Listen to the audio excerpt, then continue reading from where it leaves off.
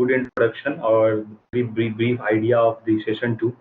And I know people will be having lots of questions and doubts when we study Article 3 and 11. So be patient and you can use the last Q&A session for that. So over to Vishal sir for the session. Thank you very much, Gautam, and thank you very much, Ashutosh sir, for inviting me in this lecture series. I'm just going through the names who are the attendees. There are many of my current students also, and my previous students also, to whom I have already taught in the last year, etc. Okay, good evening. Good evening, everybody. So let's start. Should I share my picture with you? I think I should today, at least for some time, although most of you don't share. So this is a lecture series, as I have come to know that your special request that you want to revise constitutional law and Article 1 to 11 has been given to me. Although the fundamental rights are more interesting things, Ashutosh sir has kept to himself, I think. So I will start with sharing a PPT with you, and slide by slide we will discuss, and after that we will have. Sir, your voice is not audible to me, Ashutosh sir. I'm saying that I'm not taking anything from the fundamental right chapter today in this session. Okay, it is taken by some other people. Okay, fine. Okay, sir. Continue, sir. Okay, thank you. Then it's a fair play. I believe in fair play. Yes. Actually, I wanted to just ensure that I should be able to see the students' chat also, comments also on the sidelines, and the same time they should be able to see my PPT also. Yes, I think now it's okay.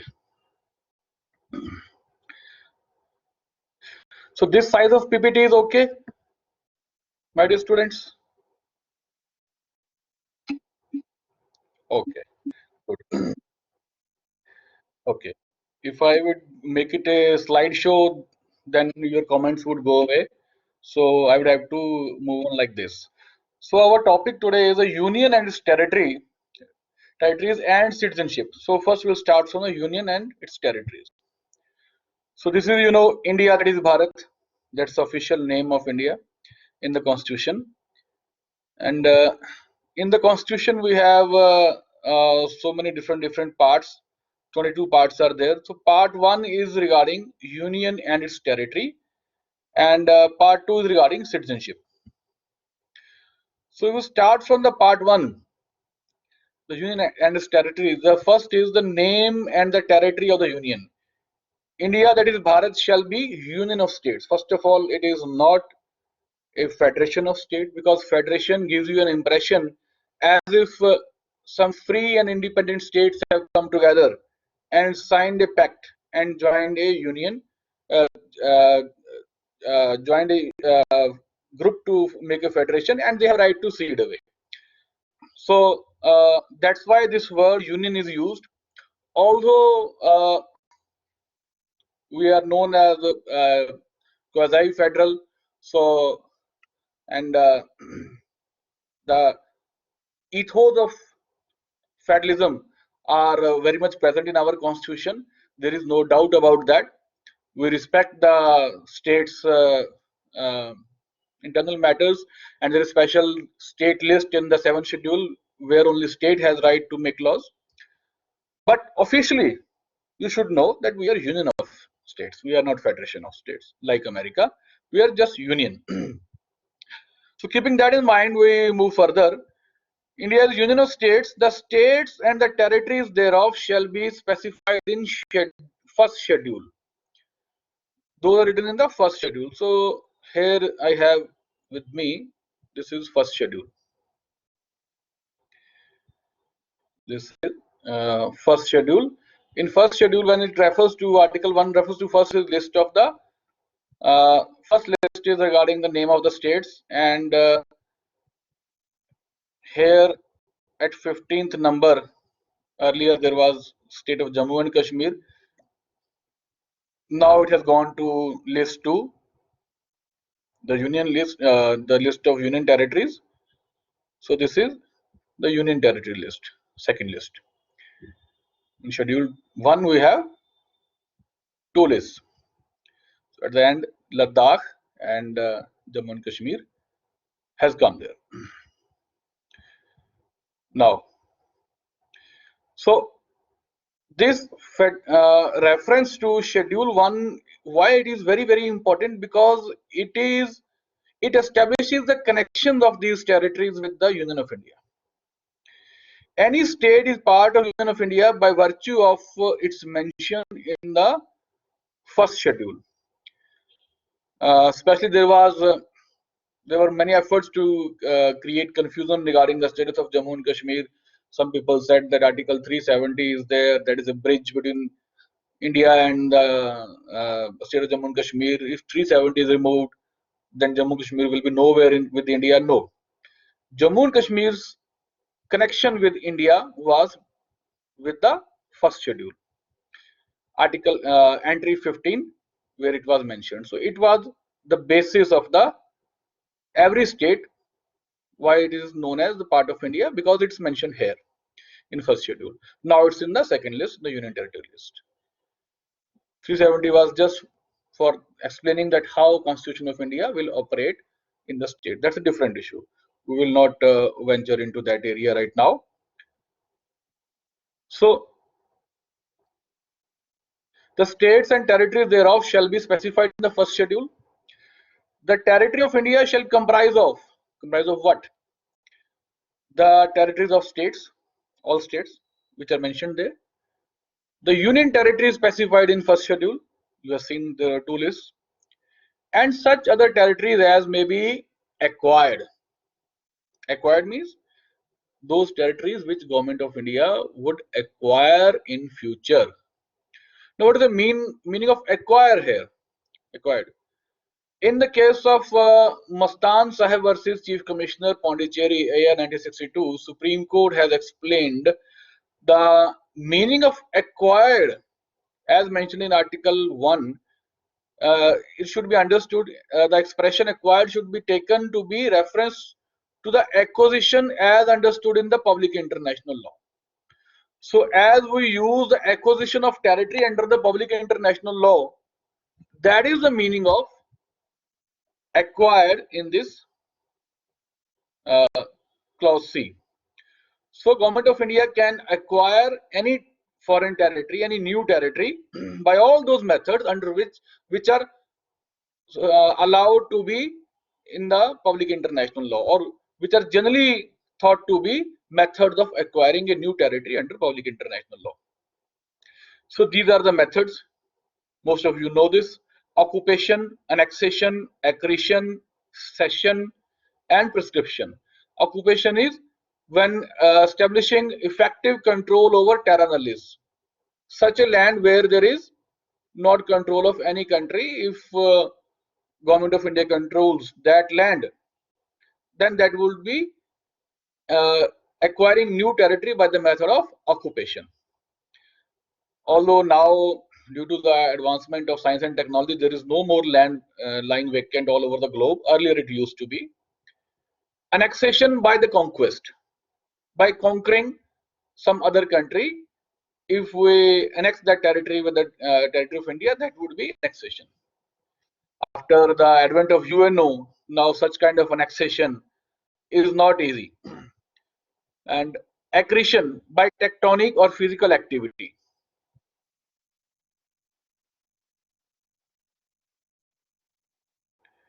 Abhishek Kumar Srivastava, can you say J&K recently occupied by Indian government? See, J&K's mention was there in the first schedule since 1950 itself. So that is not part of because of this. The question is good. That is not part of India because of this clause. J&K is part of India because of this clause, this one. Clear, Abhishek? So acquisition is not applicable in the case of J&K.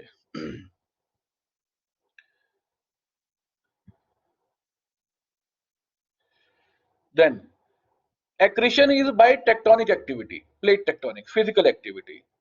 Suppose the level or the earth level of the earth at the coast of Tamil Nadu, it becomes elevated, and some areas of sea, some kilometers of sea within the sea, many kilometers of sea, that is denuded. That is comes out of the water, and water sea level recedes. Then that would become part of India. That new territory would be acquired by India through the method of accretion. Cessation, when a other country cedes its territory to your country, that is cessation. Means that other country is still in existence, but they have given you one part of their country due to some agreement or anything. Prescription, peaceful possession of foreign territory for long time. When your country occupies some territory which belongs to some other country, any island might be, and other country do not respond for quite a long time, they are silent, they allow you to control it, then that is a kind acquiring a territory through the method of prescription. As you say, as there is adverse possession in the property law, as you have seen. So in the same way, so prescription is some other country's territory, but you have occupied and they have not objected. What do you mean by accession or instrument of accession by J&K? See, accession is something else. That is when the states were acceding to the India, to the British India, they were coming together to formulate one new India that was used for that. So accession would not come here in this. Yes, that is very interesting issue actually, that not only Hyderabad and J&K and Junagadh is also there, and that those subjects are actually like that they can take 2 hours on them, on each of them. Even on Junagadh I can take 2 hour class. That's very much complex issue. So if you like, so we will have a separate class on that, no problem. And that is, and I think the students should know that how your country has been formulated, how the states have joined. This is weakness of our constitutional law syllabus all over India, and no university teaches that part in the constitutional law. That is hidden from you. Don't know why. That's not part of your syllabuses generally, but that should be. But as of now, we will focus only our mandate of this class. So if you will make a special request like this, I will take separate class, or we can take separate series on that issue also. Okay. Further, now come to the Article 2, admission or establishment of new states. Now this language is changed a little bit, admission or establishment. Before discussing this,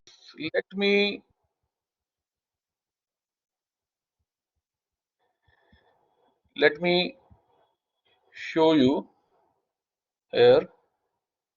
In the Article 3, we have words formation of new states, where you must have learned that Government of India, Parliament can change the areas of the states. That's formation. That word used there is formation.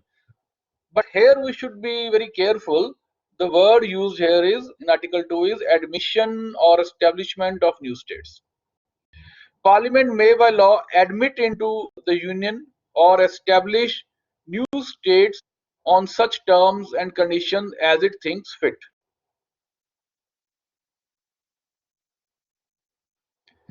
Yes, sir. Yes, sir. Ashutosh sir is writing a comment. Actually, that's my favorite topic. I will take a separate class on that. No problem. Okay. So admission or establishment of new states, Parliament may admit. Now this is separate than the formation. So in this way, Sikkim has been admitted, and you cannot say that Sikkim has ceded its territory to India. Sikkim has joined, admitted to the Union of India. Entire country, entire state of Sikkim joined India. Although it was earlier also um, a princely state, which was under the sovereignty of the British India itself. Prince of the King of Sikkim, whose hereditary title was Chogyal, as we say the Raja, Maharaja, they call Chogyal. Chogyal means king.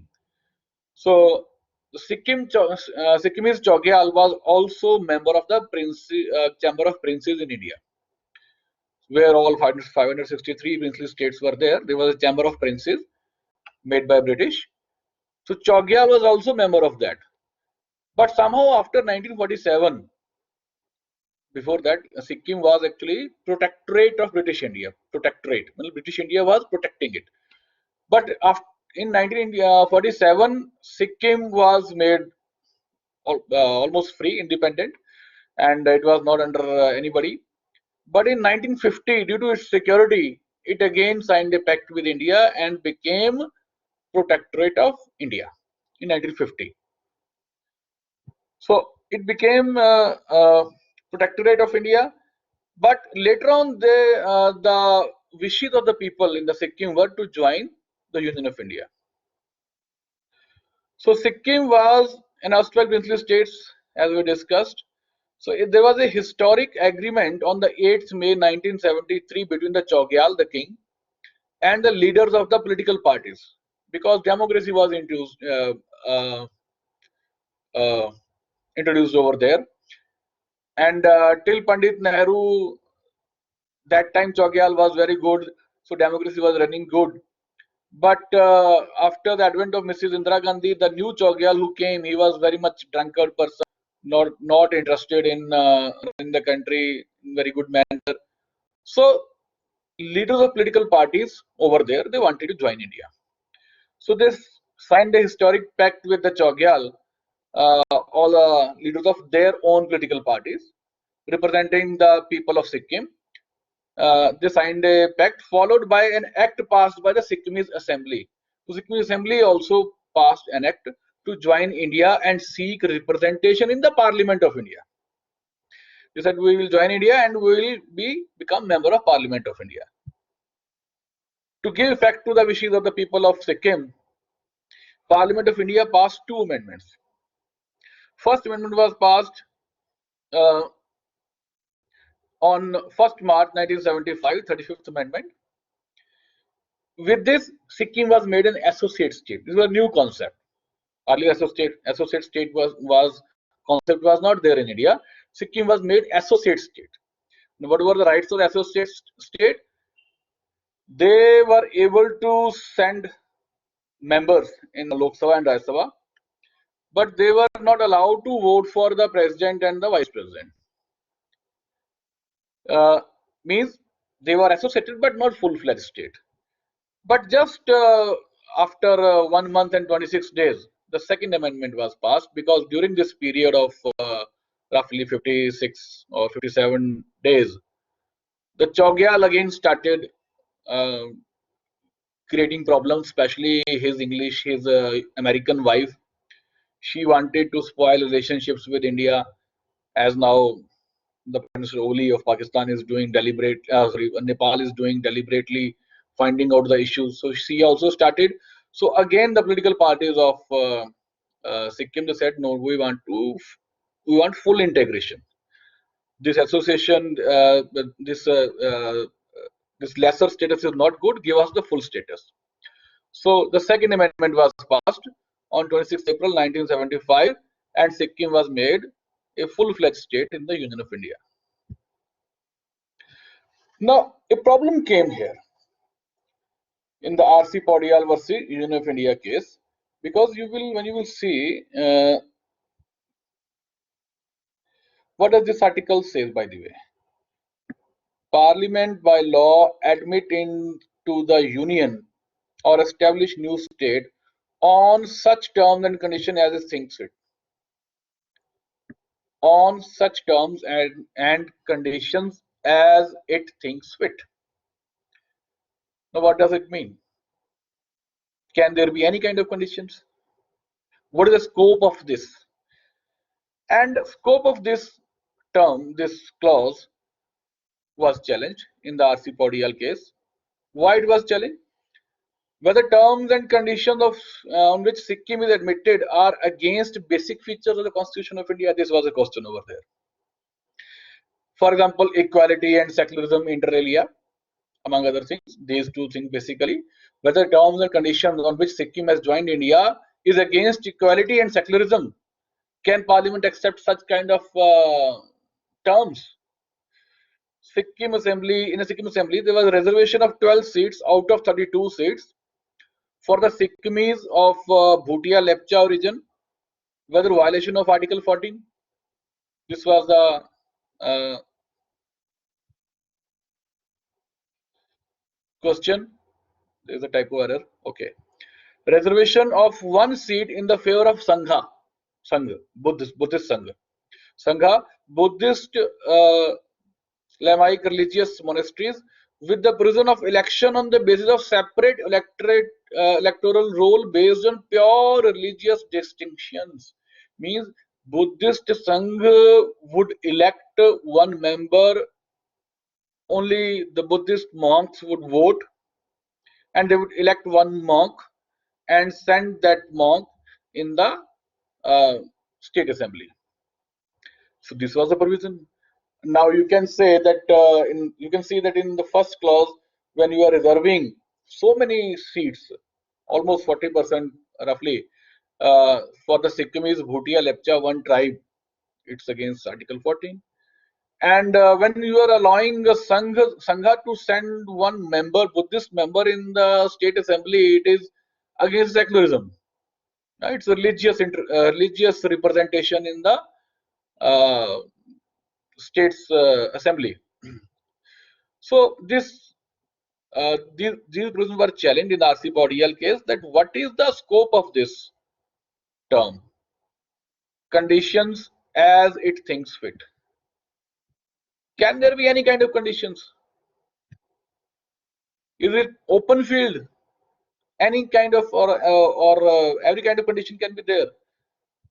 Now let's see how Supreme Court responded to this.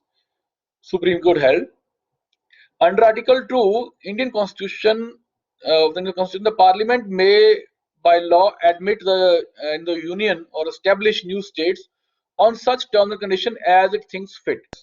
However, these terms and conditions cannot totally subvert the scheme of the Constitution or place such terms and conditions out of the judicial review. Means they can't say, okay, that we have admitted Sikkim. Now the Sikkimese king would become Indian king, and there would be no more democracy in India, and we will follow the Sikkimese king. This kind of conditions which can totally subvert the scheme of the main constitution of India, that cannot be allowed, because they can say, okay, these were the conditions, because they said that we will join India if you will make me the king of India, and we allowed, and we have power under Article 2 to allow him, and we have allowed. No, they can't do that. But in the case of Sikkim, terms are appropriate. Supreme Court held. Terms are appropriate, no problem there. From the historical and cultural perspective of Sikkim, which is strategically located border state. So terms of admission accepted by the Parliament were upheld. Now you can see that Supreme Court has upheld all those reservations to the Sangha and the Lepcha Bhutia community. They said this is appropriate. According to the historical and cultural conditions of the state, this is appropriate, no problem. But what they have said that they can't, that Parliament can't do, they said that you cannot change entire constitution of India under the garb of this clause. And you cannot place it out of a judicial review. हमारी power पे उंगली नहीं उठाना. Clear? So that should be there. Now, after this RC Paudial case, let's come to the next one. Article 3. Formation of new states and alteration of states' boundaries or names of the existing states. Now you can see here the Parliament of India has sweeping powers, almost sweeping powers. Formation of new states and alteration of areas, boundaries, means just changing boundary but not the area, or names of existing states. By Parliament may by law form any new state by separation of territory from any one state, or by uniting two or more states or parts of states, or by uniting territory to any part of any state. Can change and alter the area and the boundary, etc. Increase the area of any state, diminish the area of any state, alter the boundary of any state, alter the name of any state. All these things can be done by the Parliament. However, there is a proviso, small proviso. No bill for the purpose shall be introduced in the either House of Parliament except on the recommendation of the President, unless where the proposal contained in the bill affects the area. We'll move to this line further. First, we should consider this only up on the recommendation of the President. Why this clause is used? If the President has recommended in the beginning itself. Now, who is the President, by the way? On whose request President works? President works on the aid and advice of Prime Minister and the other ministers, Council of Ministers, actually, head by Prime Minister. Yes. So, Council of Ministers. It means any private member bill cannot be there for alteration of the states. Only government can initiate. That's why the President would introduce, and later on President can also not say, okay, I will not sign. He also has to sign because he has he was the one who began the entire process. The starting process was from him.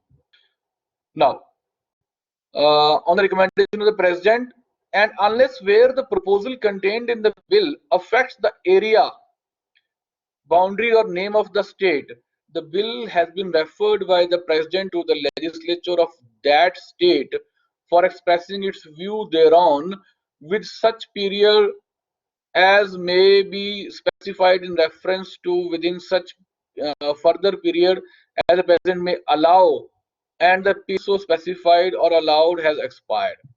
Means whenever President would initiate such process,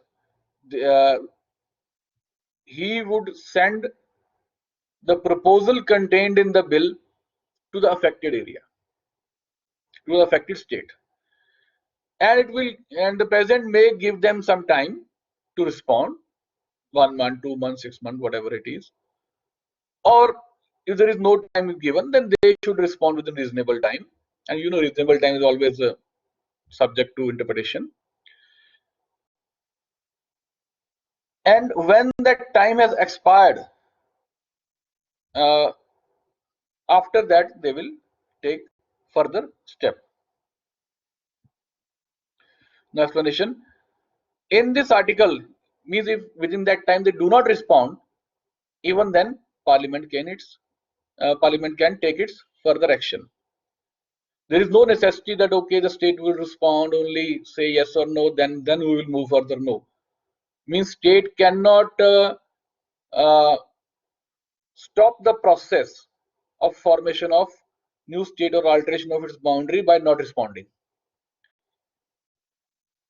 Next, there are two explanations to this. In this article, in clause A to E, state includes union territory, but in the proviso, state does not include union territory. Now, what does it mean? Here, state means union territory also. Means area of any union territory can be altered. But in the proviso, in this part, state does not mean union territory.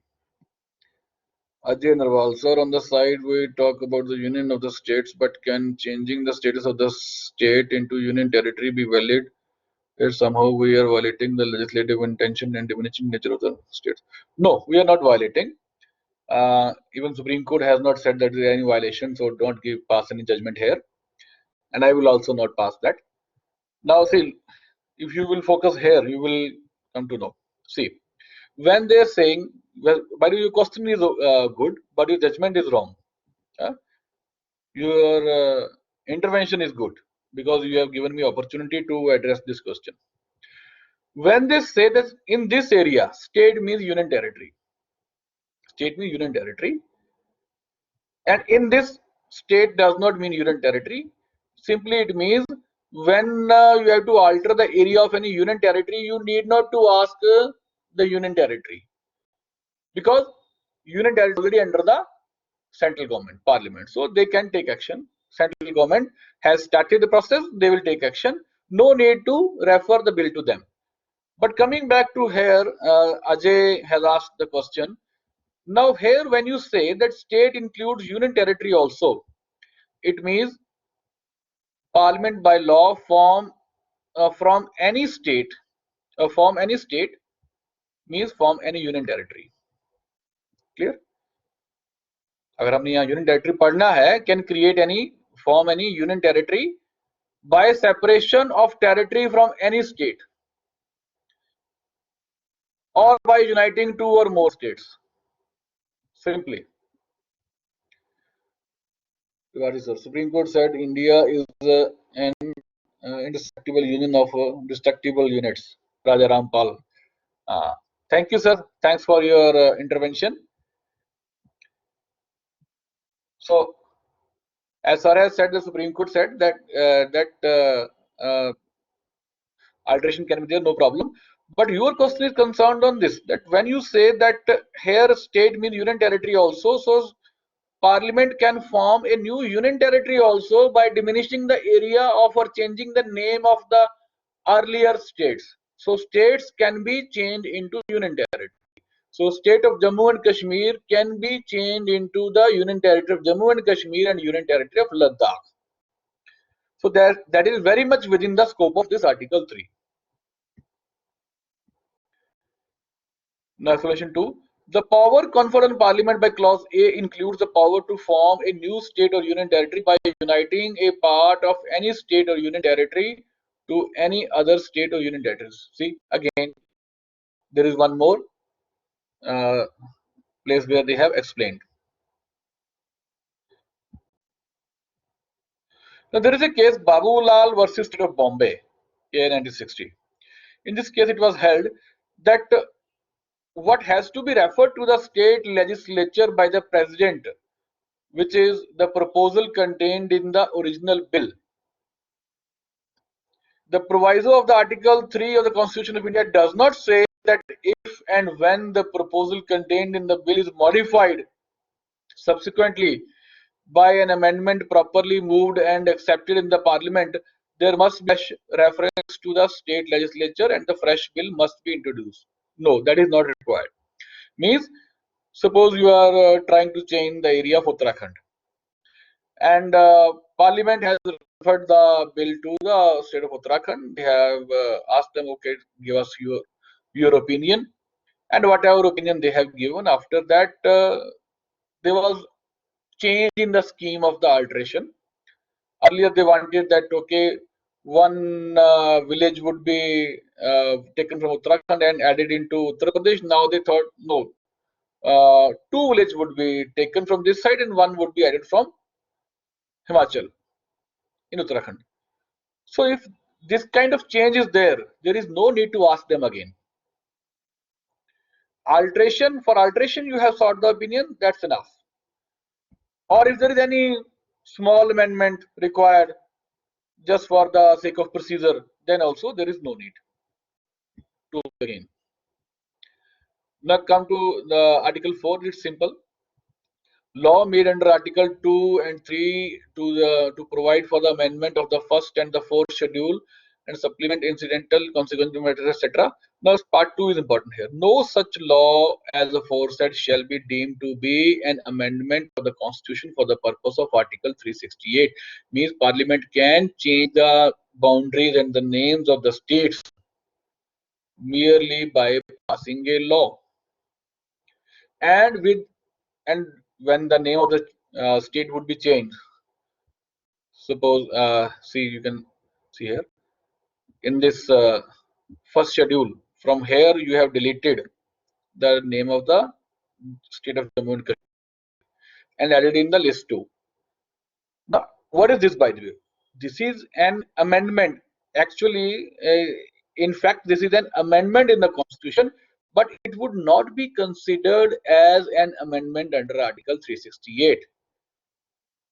Although there was a requirement to change the Constitution is changed, language is altered, but it would not be taken as amendment in the Constitution under Article 368. Unnati, my question was, like a new state is formed or changing its name is done by passing a bill. Is it the same for the UTs also? Yes.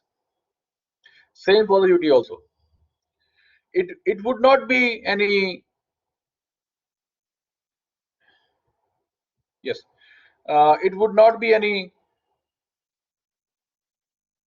amendment in the Constitution for the purpose of Article 368.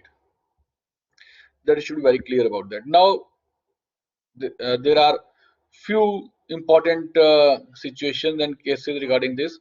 The story of Berubari Union number 12. Now, what was this Berubari Union number 12? Actually, when India was divided between India and Pakistan, two areas, there was one Radcliffe Commission, and Radcliffe Commission drew a line on the map, and they tried to divide India on the basis of thanas, various thanas, because thanas have territorial jurisdictions.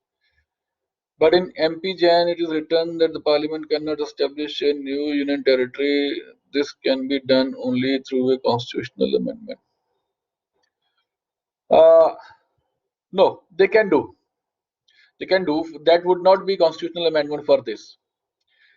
Here, Article 4 is very clear in this. See, no such law as aforesaid would be an amendment for the purpose of Article 368.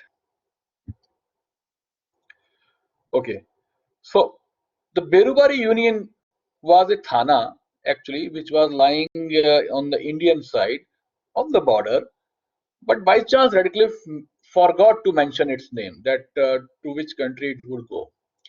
But it was covered in the Jalpaiguri area, some other thanas, entirely covered from all sides.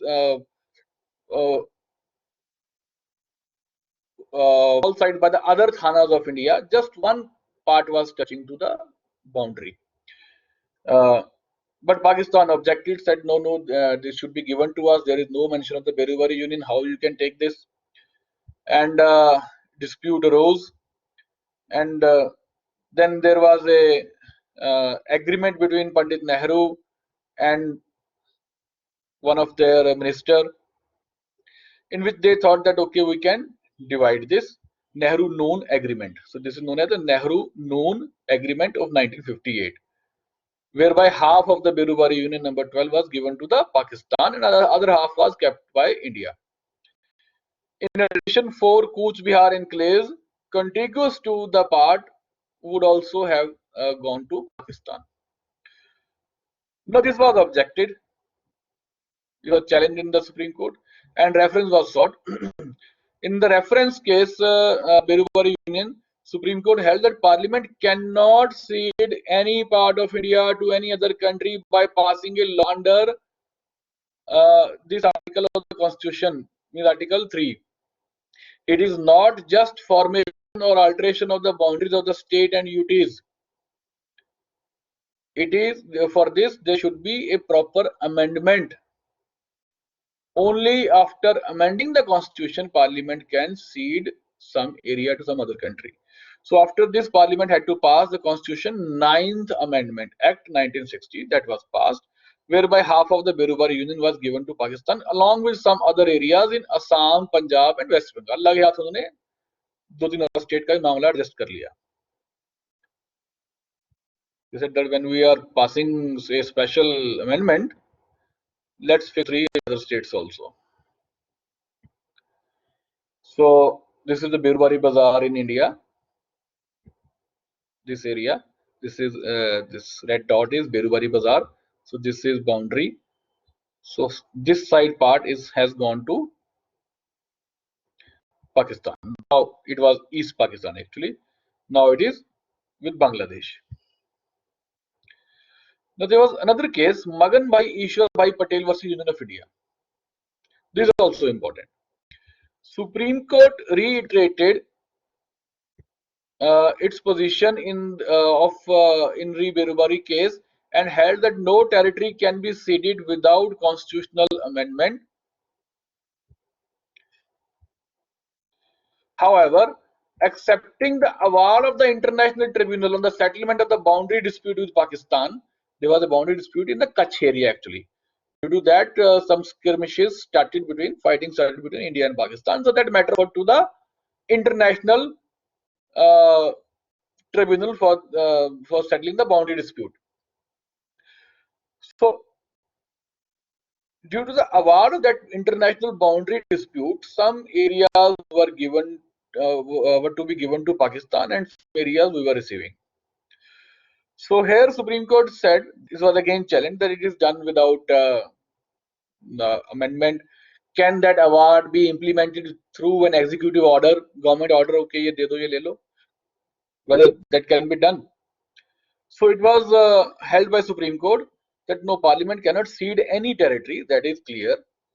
But क्या है?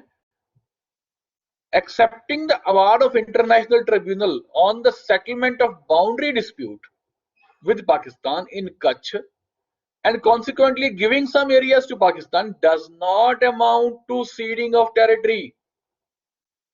Rather, it is equal to the redrawing of the boundary line on the ground. That you are just redrawing the boundary. Okay, this is our boundary. Earlier it was drawn wrongly. Now we have drawn it again. So this is our actual boundary. So this is situation of redrawing the boundary, not ceding anything. So for this there is no need of constitutional amendment.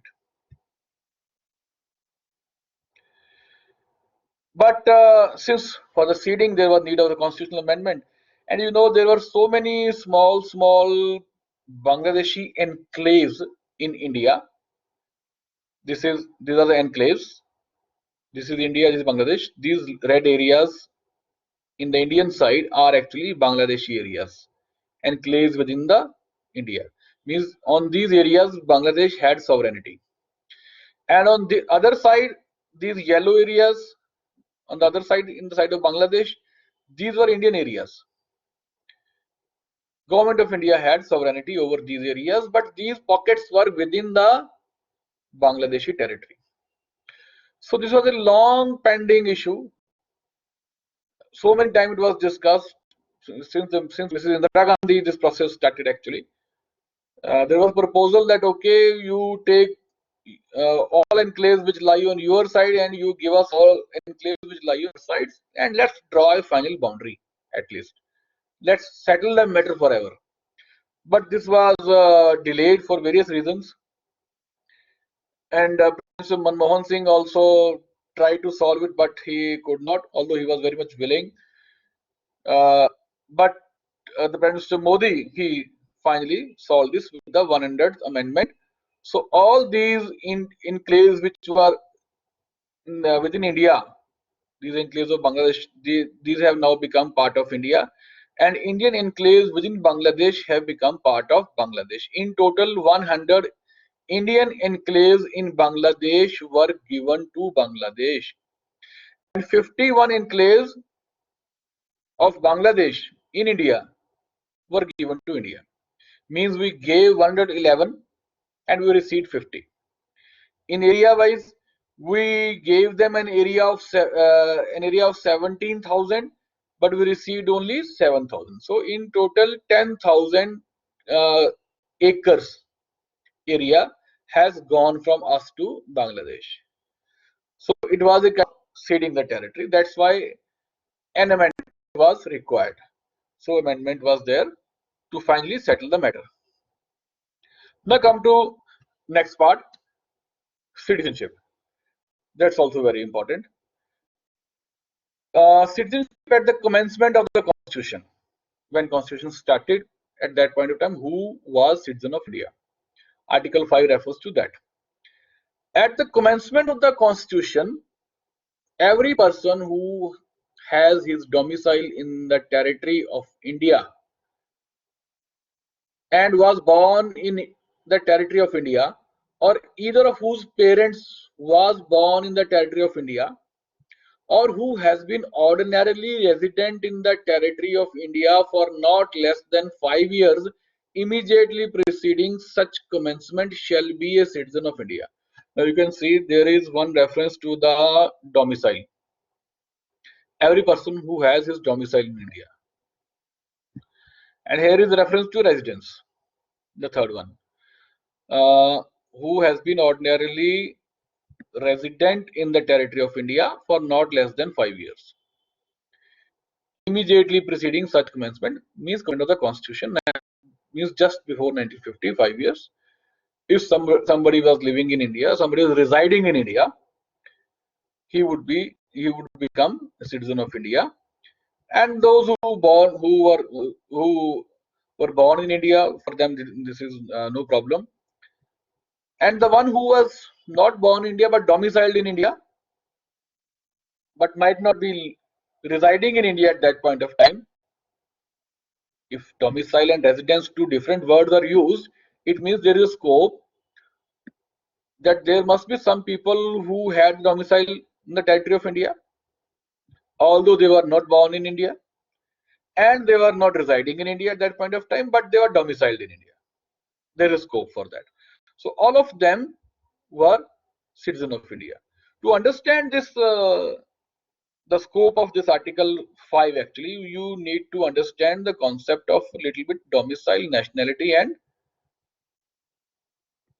residence also.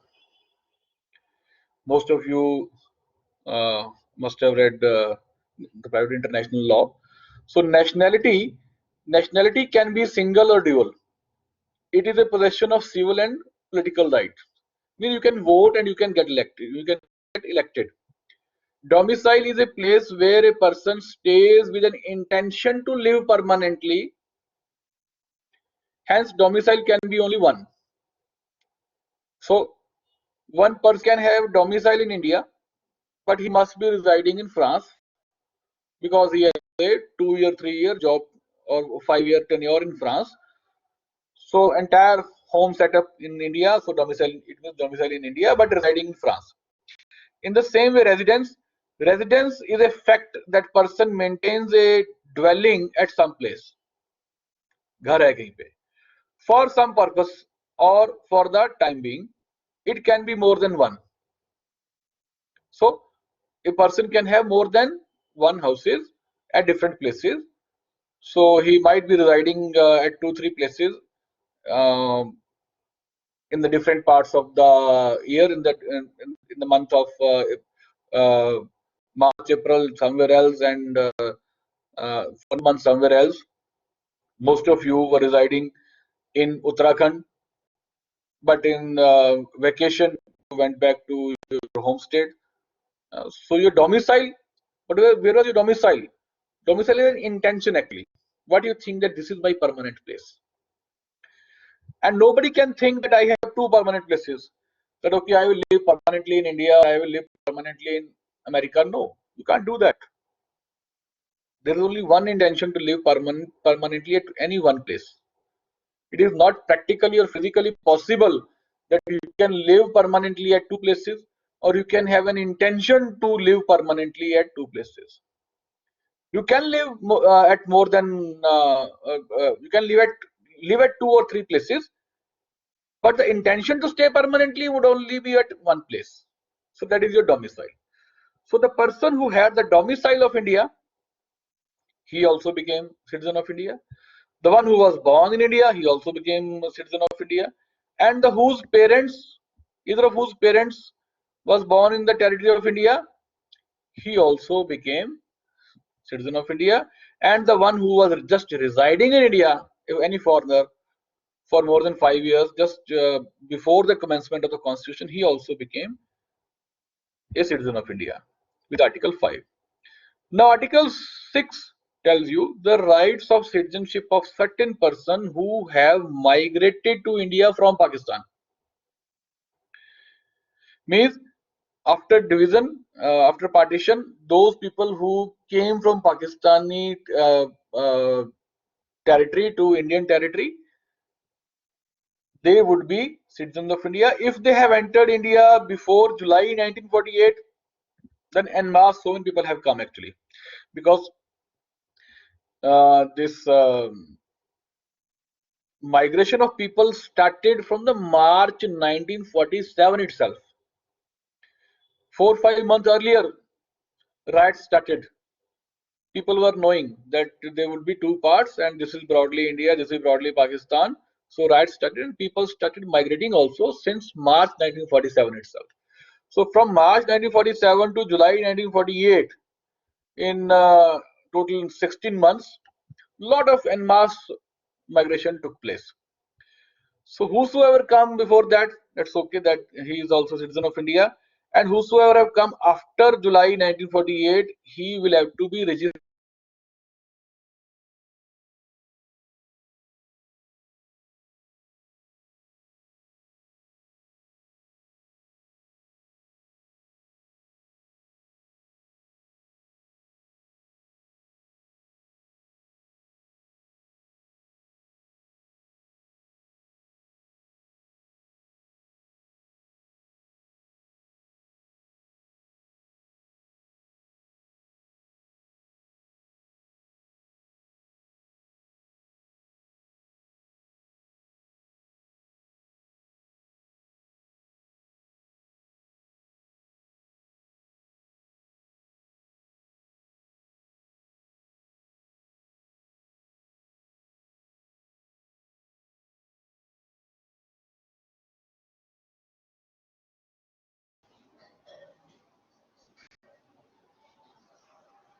Hello.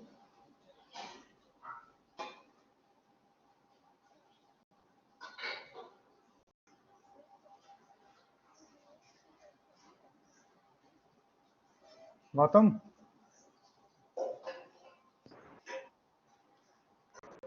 Yes, sir. I think Vishal sir has got disconnected. He is rejoining.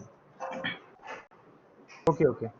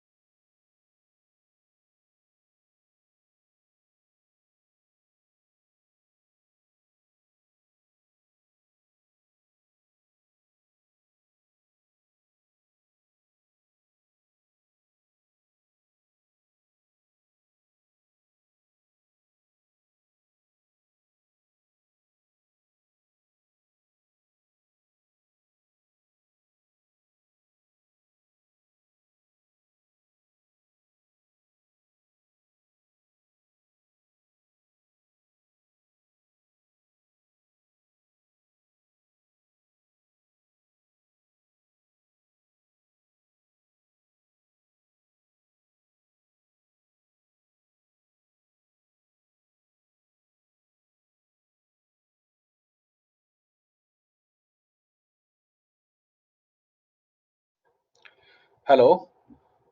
Okay, so I have come back. Actually, there was little power cut, so with that, कोई नहीं yes, sir, चलिए continue, बढ़िया. yes, coming back to the slide. Yes. So those people who, after the March 1947, migrated from the territory of India to the territory now including Pakistan, shall not be deemed to be citizen of India, provided, वैसे तो नहीं माने जाएंगे because they have gone to Pakistan, so they are not citizens of India, provided that nothing in this article shall apply to a person who, after having so migrated to the territory now in Pakistan, has returned to the territory of India under a permit for resettlement or permanent return issued by the authorities so and so. So there was a scope for them also. Specially focused article of the Constitution to provide rights to those Indians who went to the territory of Pakistan then they came back. Now there was a case, Kulathil Mammu versus State of Kerala. Now in this case, there was one child with the name of Abu Bakr. Actually, he went to Pakistan in 1948 when he was just 12-year-old. After 6 years, when he was 18-year-old in 1954, he acquired a passport in the Pakistan and he came to India by taking a visa on that passport. His parents were in India actually. His father and mother, they both were in India. He was born also in India, in the Kerala, in the Kozhikode he was born. So he went to Pakistan with with one of his relatives, Mama or something. He came back to see his parents in 1954 at the age of 18, and then he went back when the visa expired. After 2 years, he again came on the fresh visa in 1956, and thereafter he was supposed to go back, but he was not found, and he did not go. But then he was uh, intercepted in 1964 and living in India without the proper documents, so he was arrested, and government was trying to deport him, and he filed a suit in the case, and he said that under the Article 7, I am citizen of India. I have come back to India. Now, this argument of Abu Bakr was not accepted because he never sought any permit for the permanent resettlement. Moreover, he came once in 1954 and on Pakistani passport on the after taking visa. Then he went back to Pakistan. Then after 2 years, he again came. So it was a clear display of intention that he wanted to retain his Pakistani citizenship, and there was no sign from his side, no initiative from his side to take any action to get back his Indian citizenship. So this Article 7's benefit cannot be given to him. So Article 7 is there, but this is for strictly those people who have just come back early, or whenever they have come back, immediately they have gone to the authorities and sought for the permit to resettlement. Not for them who came, enjoyed, went back, and again second time again, second time they made mind. No, it is one time opportunity. It was one time opportunity actually to change the mind. It is not open-ended opportunity. Now, Article 8. Rights of citizenship of certain persons of Indian origin residing outside India. So this is for them. Notwithstanding anything in Article 5, any person who, or either of whose parents, or any of whose grandparents was born in India. Which India? India as defined in Government of India Act 1935 means United India. including Pakistan and Bangladesh territory, whose parents or grandparents were born in India, defined in Government of India Act 1935, and who is ordinarily residing in any country outside India, as so defined, shall be deemed to be the citizen of India if he has registered as a citizen of India by a diplomat. He has been registered as a citizen of India by a diplomatic or consular representative of India in that country where he is for the time being residing at his request. Means when India got partitioned, if at that point of time any person was living in America, Canada, means his parents belong to India, his parents were born in India, and grandparents born in India, and he was residing somewhere else, Malaya, etc. So many places people used to go from India for the purpose of work. And now he wants to come back to India because India has got independent. Now it's free India, no more colony of British. So they proudly want to come back. But they were not in Pakistani side. They were not in East or West Pakistan. They were entirely outside India. So how they would come back? So this is for them. So this was their duty. If they have immediately gone to the consular in their country, so why these articles are still in the constitution after 74 years of independence? Tell Modi he will remove. Modi has removed so many. He has repealed so many laws which were not applicable. But you know, if some person has come back like this in suppose in Article 8, and his descendants are now citizens of India, so if there is any dispute, you can still refer to these articles. So I think it is just 70 years. Still, there can be some cases when these articles are relevant. But yes, after 100 year or 200 year or something, definitely this would be fully redundant. Okay, so it was the duty of such person who was living in some foreign country to go to the Indian consulate and tell them that I am Indian and I want to be citizen of free India, and they would register his name and he would get Indian citizenship.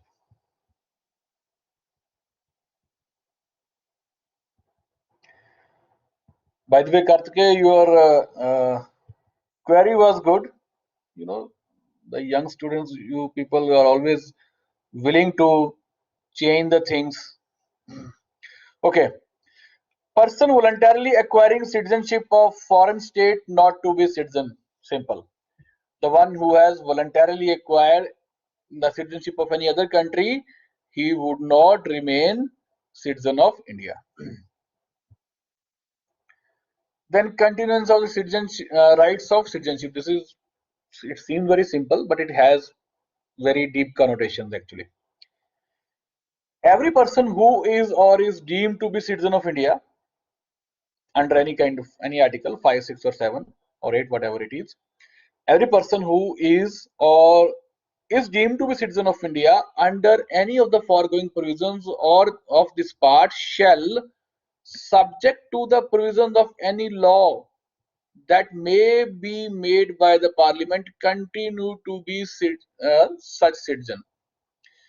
Continue to be such citizen means those who are citizens under due to the by virtue of article 5, 6, 7, 8, they would continue to remain citizens of India, no problem.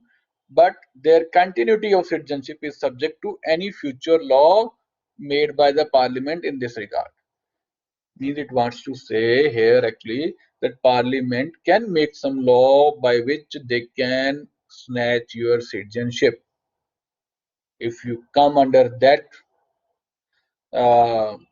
provision of any future law, then citizenship can be taken away, stripped away. There is scope for that also. Now, Article 11, Parliament to regulate the right of citizenship by law.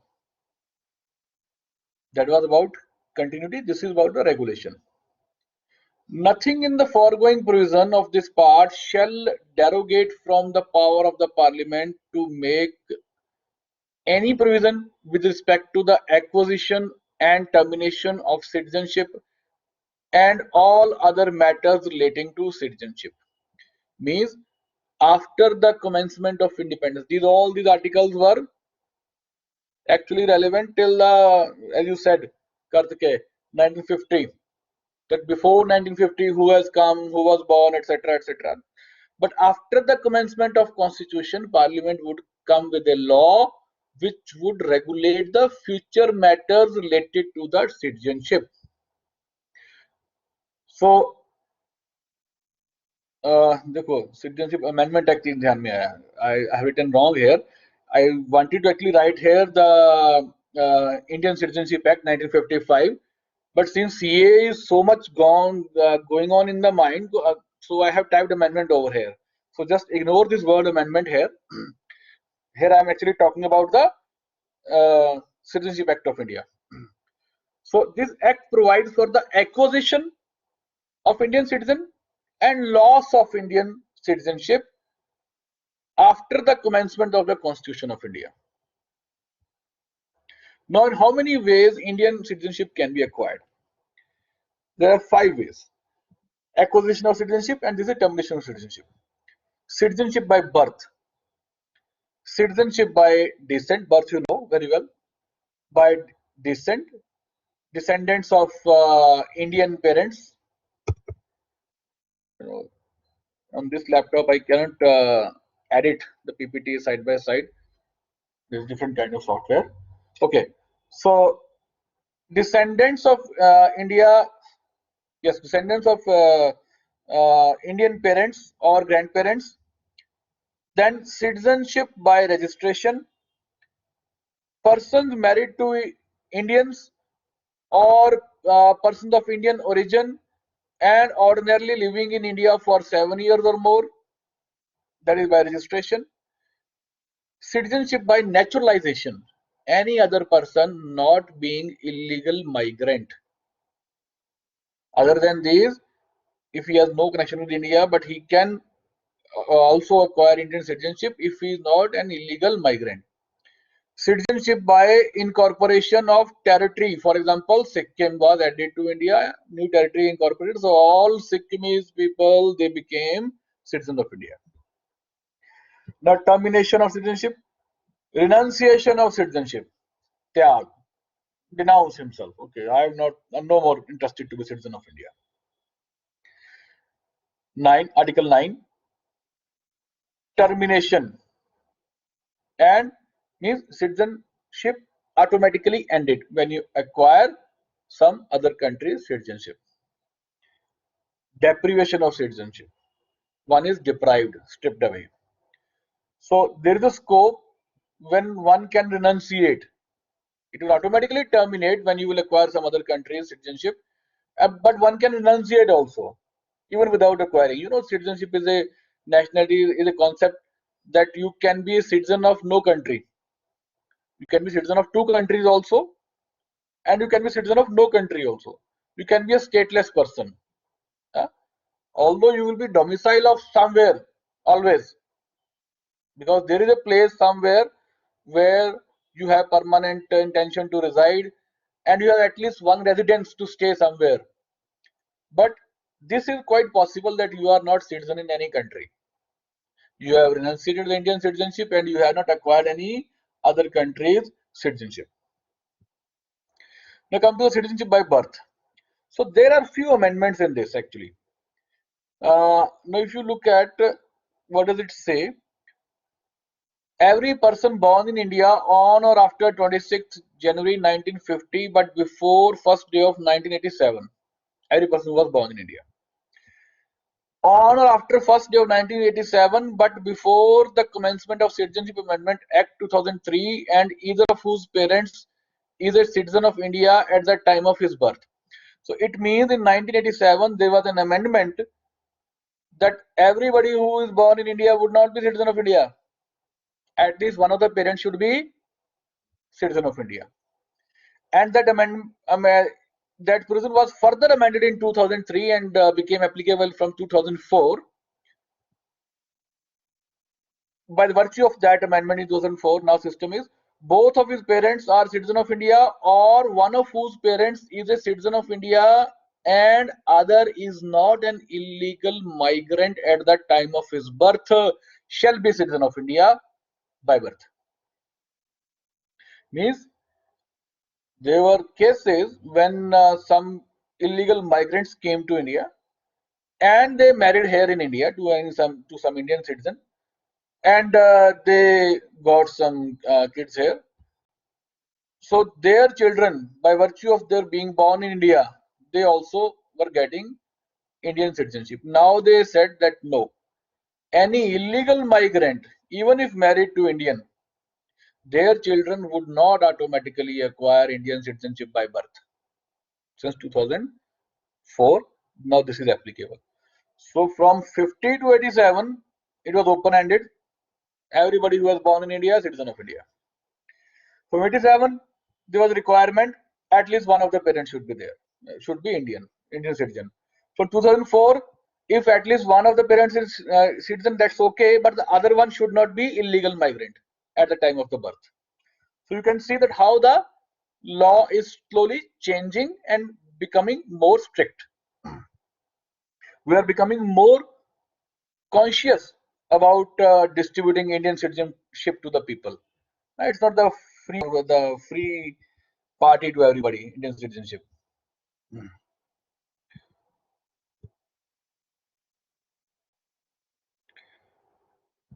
Now this is citizenship by registration. So a person of Indian origin who is ordinarily resident in India for 7 years before making an application or registration for registration, he can also get Indian citizenship.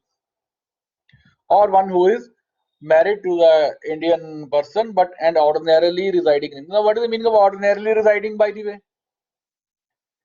What is extraordinarily residing?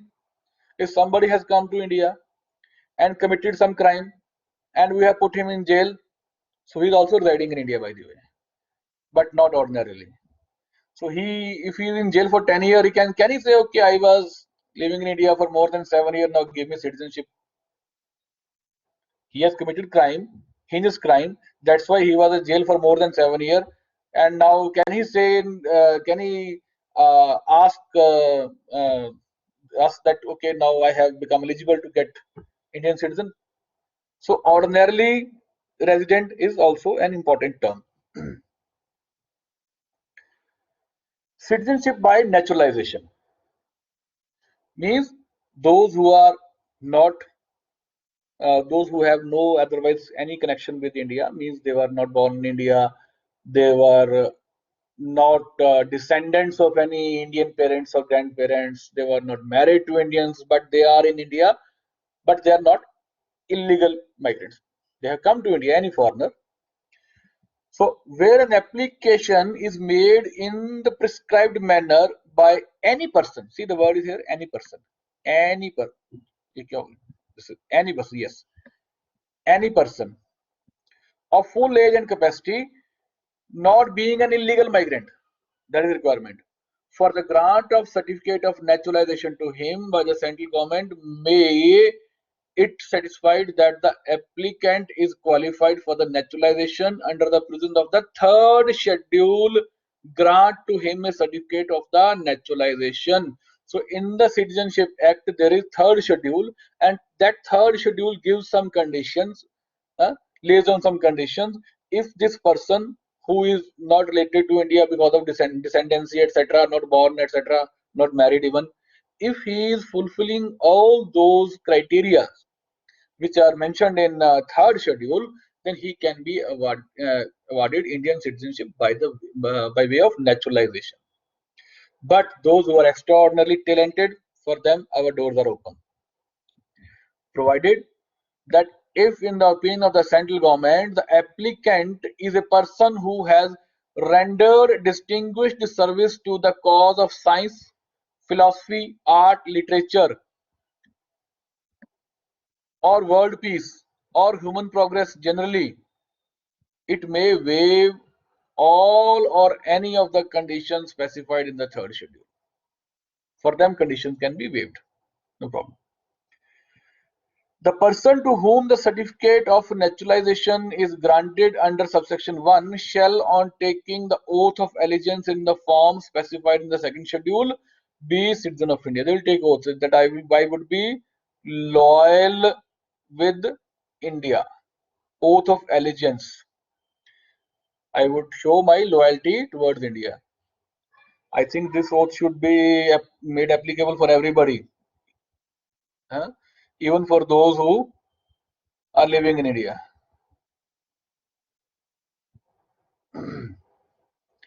Special provision as to the citizenship of persons covered by the Assam Accord. Now, Assam Accord has presented a specific situation because there were a lot of atrocities by the Pakistani army on the people of East Pakistan, people of Bangladesh. So there were a lot of influx coming from Bangladeshi side to Indian territory, especially to Assam.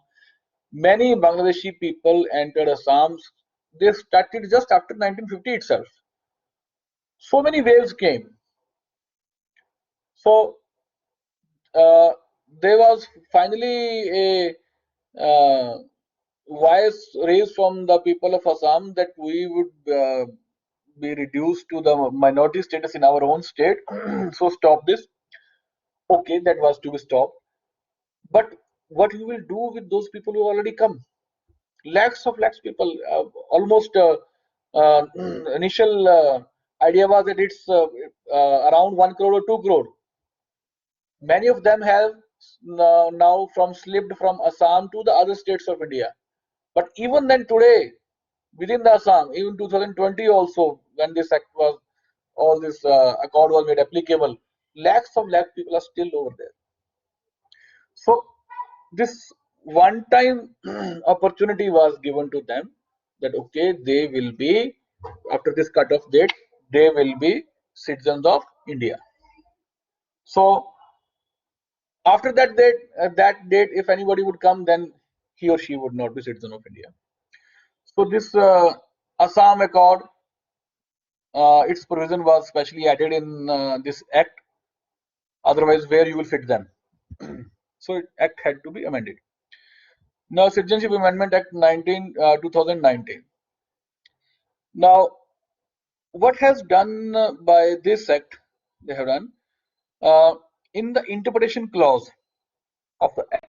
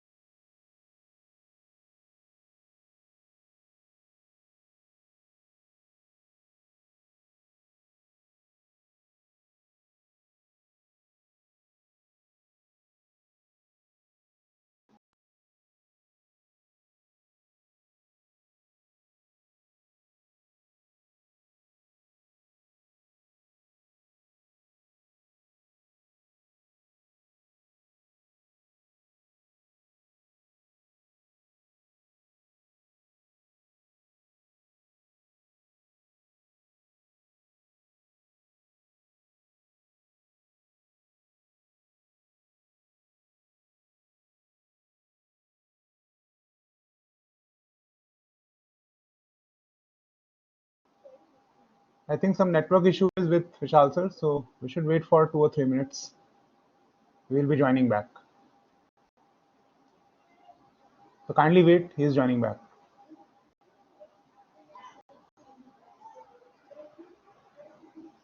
Yes. Hello. Yes, So sir, you are sometimes luck here. plays with you. Huh? आ गया I sir. shouldn't call it luck. I should call it. हाँ, मैं वही कह रहा हूँ आ गया because this reconnection problem never happens in my regular classes. So my अरे तो ये students are extra here. Class है ना? हाँ, you can you can ask my students. वो गवाही दे सकते हैं कि ऐसा नहीं होता कभी भी सर के साथ में. अरे तो यार 1 This घंटे से ज्यादा हो गई ना क्लास की. class. Okay. ठीक है sir, continue. Okay. Yes, I'm just coming back. Let me share it again. Yeah, I was becoming conscious कि भाई 2 hour हो गया, अभी तो ज़्यादा हो गया. नहीं नहीं ठीक है, सभी को technology. Okay. So now with this amendment, first of all, in the interpretation clause, they have made a change that any person belonging to Hindu, Sikh, Buddhist, Jain, Parsi, and Christian community from these 3 countries, Afghanistan, Bangladesh, and Pakistan, who entered into India on or before 31st December 2014 and who has been exempted by central government under various rules from the Passport Act, etc., and the Foreign Act, they shall not be treated as illegal migrant for the purpose of this act. Because for the naturalization, there was one clause. You should be staying in India for 7 years, that's okay. But 7 year was for reservation, for registration. For naturalization, actually in the schedule 3, it is 11 years. So you might be living in India for 11 years, but you should not be an illegal migrant. Now here they have, by the way of change in the interpretation clause, they said that if these people are found in India, Hindu, Sikh, Buddhist, Jain, Parsi, and Christian, and they have come from these 3 countries, Afghanistan, Bangladesh, and Pakistan, they would not be treated as illegal migrants. They would be presumed to be present in India legally. Their presence is legal presence, because there are such conditions that at any point of time they would have to come to India. You know the system over there, the condition of minorities. So whatever might be the reason, but this benefit is given to them. They are presumed to be legally present in India. Number one. Second change, this amendment which they have made is this is in the 3rd schedule, qualification for the naturalization. Provided that for the person belonging for the Hindu, Sikh, Buddhist, Jain, Parsi, Christian community in Bangladesh and Pakistan, the aggregate period of residence or service of Government of India as required under this clause shall be read not less than 5 years in the place of not less than 11 years. Means it was actually 11 years, but for them we have reduced it. This qualification has been reduced. It is not less than 5 years for them. So these 2 relaxations have been given to them. To those who have come from these 3 countries, means those who are actually citizens of these 3 countries, but they are present in India. Now, the section 7 here is related to the citizenship by incorporation of territory, that you know. If a country becomes a part of India, the central government may, by order notified in the official gazette, specify the person who shall be citizen of India by reason of their connection with that territory. And those persons shall be citizens of India from the date of to be specified in that order. Means there is also a scope that Government of India can say, okay, these people would not be citizens of India. Again, this is not free service to everybody. Even if the new territory is added to India, there is a scope with the Government of India that they can say, okay, these people would be citizens of India in general, but some category who might have revolted or opposed or anything, shown enemy type of behavior, for them we can restrict. Now there's a new thing, 7A, very small it's written. I will not read the detail, but I will explain you. Overseas citizenship. Now what is this overseas citizenship of India? Actually, there was a huge demand from the people of Indian origin, NRIs, who are living in foreign countries, especially the rich countries, English-speaking countries, Canada, America, England, that they wanted to come to India frequently. They said we have roots here in India. It's not fair if you compel us to take visa every time uh, before coming to India. So you should give us equal status to the Indian citizen. हम भी अपने ही हैं. And moreover, when you are asking that NRIs should invest in India, FDI should come to India, and you are already creating barriers in front of us, so these barriers should be relaxed. So these barriers have been relaxed. So to these people, some special status treatment has been given. So any person of full age and capacity who is a citizen of any other country, means he is a citizen of some other country, but was a citizen of India at some point of time, or at any time after the commencement of the constitution, or whose parents, etc., were citizens of India, if they apply, they can get this overseas citizenship card. Now, what are the benefit of this? They can come to India freely. They can engage in any kind of business in India. They can purchase any property, do any business. Are there any restrictions? Yes, there are few restrictions. नहीं दिया उनको. What's that? First of all, right to get government job. Article 16, 15. That is not applicable for them. Further, they cannot stand in the election for the President of India and Vice President of India. And they cannot become voters in India. Because when you become voter in India, that is first requirement, then you can contest election of Lok Sabha and Vidhan Sabha, etc. So if you're not voter, then obviously you will not be able to contest election also. So these basic, actually political rights have not been granted to them. All other rights they have. So this is all about the citizenship, and with this presentation ends. And if you have some questions, you may ask.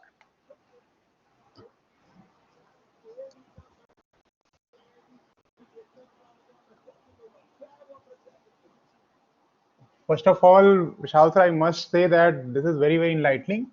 Even I came to know many of the new things during this lecture.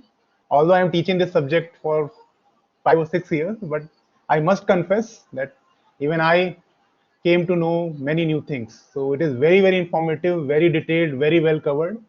And I am happy that I haven't given you any topic from the fundamental right, and I have given you the chapter from union and citizenship. But that is very, very well covered. Thank you, sir. Thank you. Thank you very much. Okay, so any question from you people, students? Any question you have? You can ask. You can type the questions if you have. Because we have around 20 minutes. Anyone? Because most of the questions, sir, I've answered while taking the lecture only. But still,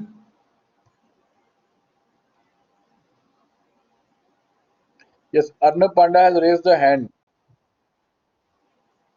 yes, Arnab. Sir Arnab का mic open कर दीजिए ना हो तो आप. वो कैसे होगा मुझे आइडिया नहीं एक्चुअली. अच्छा ठीक है, लिख दिया. Why the new act was repealed because it does not follow Assam Accord and against Article 14. Why the new act was not repealed? Because it does not follow Assam Accord and against Article 14. No, no, no. It has nothing to do with the Assam Accord. Assam Accord amendment is focused at giving citizenship to those people who have entered in India in the territory of Assam, and from there they have gone somewhere else also, might be because of upheaval in the East Pakistan. For them, they have got their citizenship under Assam Accord itself. Now those who are left behind of the Assam Accord, जो उसमें नहीं आते, for them this CAA amendment would be applicable. These are two different things.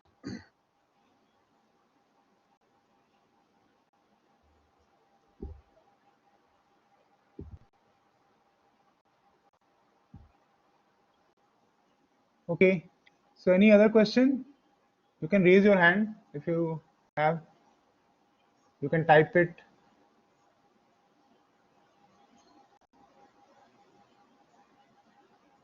I think questions related to the CA will be much better understood once you have covered Article 14, because in the CA, the whole question is at the end of the day, even before the Supreme Court, will be that whether it's a reasonable classification or not, in my opinion. Yeah. Yes, sir.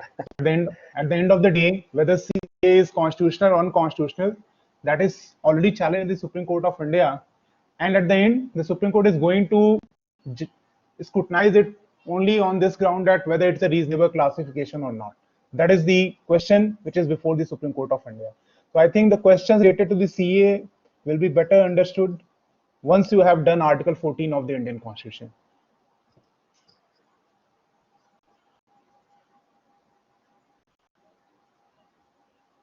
Okay, so any other question? You can raise your hand, you can type.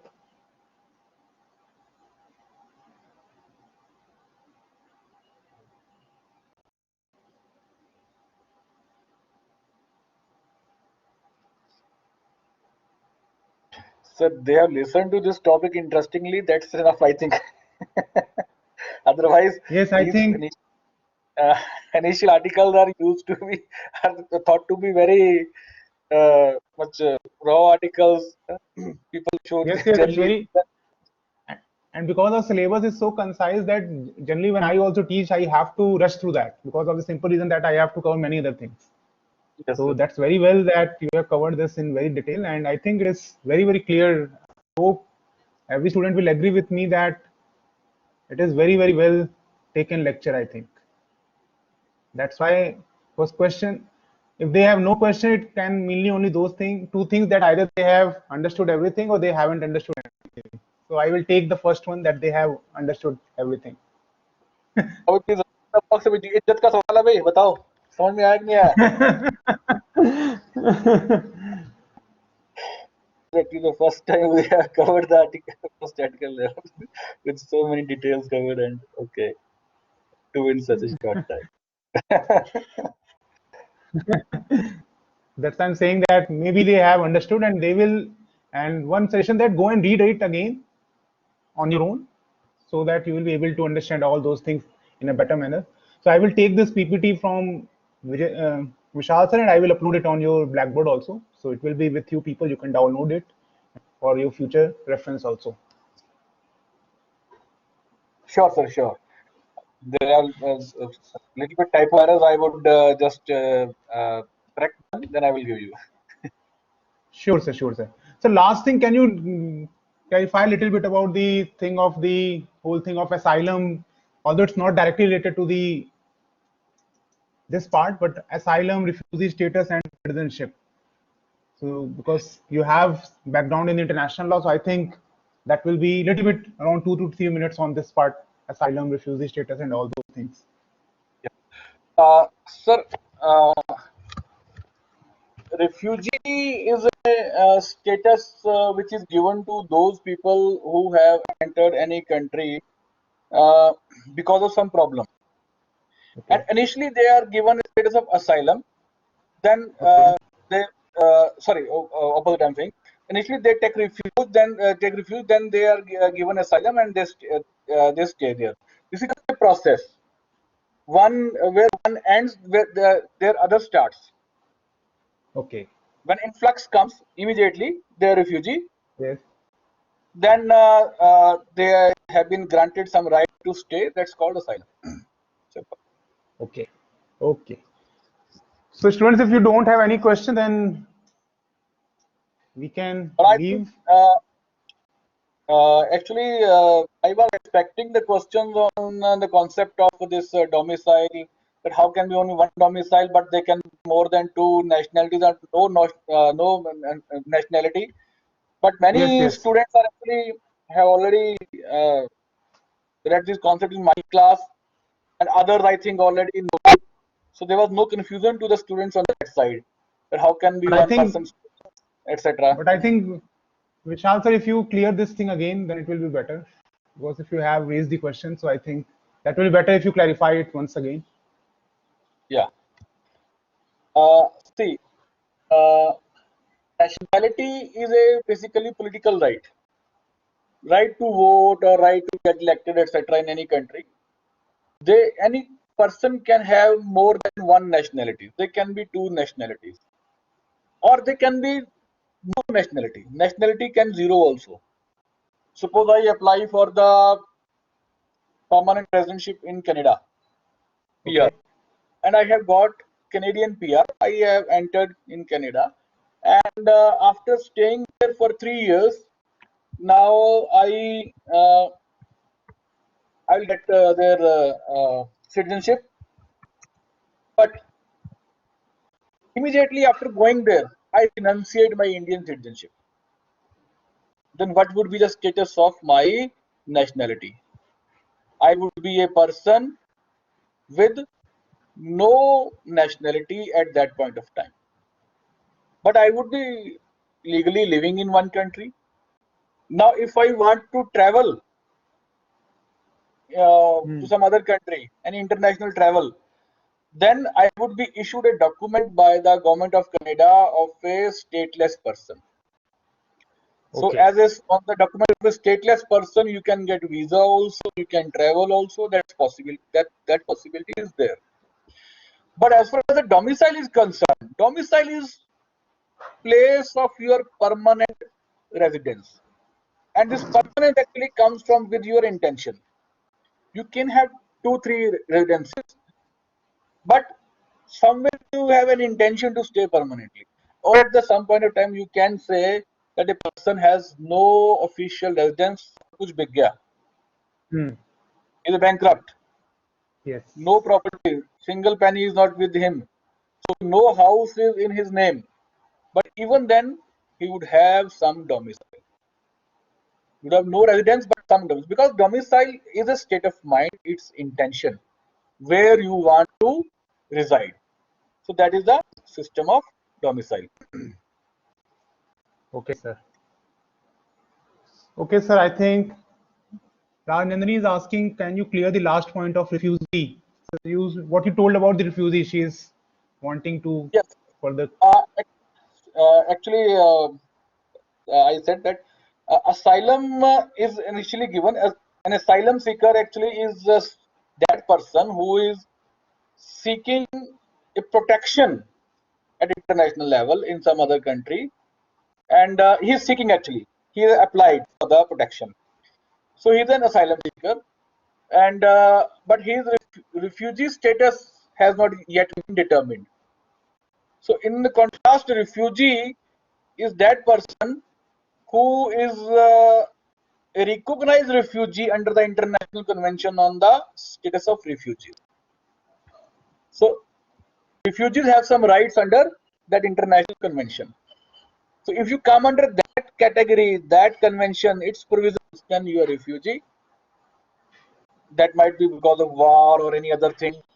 But if you think, okay, government Modi will persecute me, so I should fled from India, then you would apply for the asylum in some other country. You would be an asylum seeker. Whether you are a refugee or not, that's a different issue. That would be decided later on. But initially, you would be an asylum seeker. Okay, I think Vishal sir, every question have been answered. So once again, thanks a lot. It was really a very, very wonderful lecture.